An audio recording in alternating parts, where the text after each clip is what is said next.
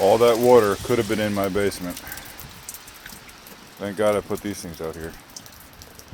I should have put another little one right here. There's a spot right here where it's dripping down too.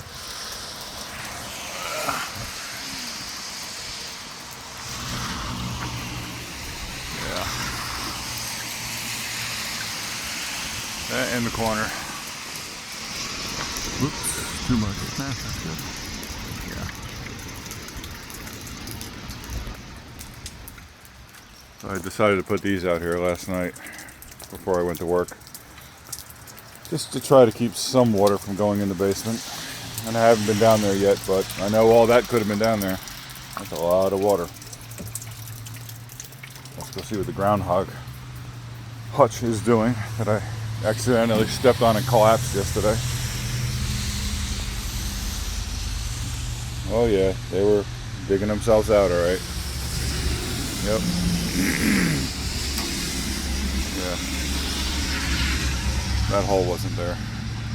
It was covered over.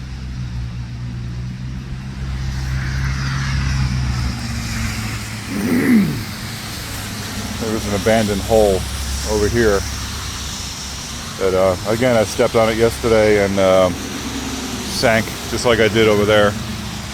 So this one's all filled in and tamped down.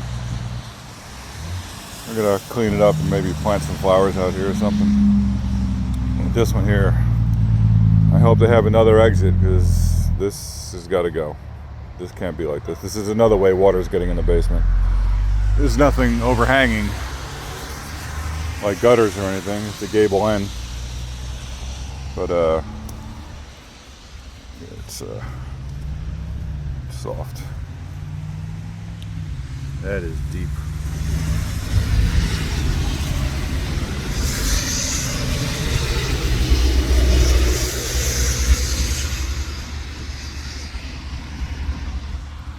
I'm gonna put out a trap too, humane trap.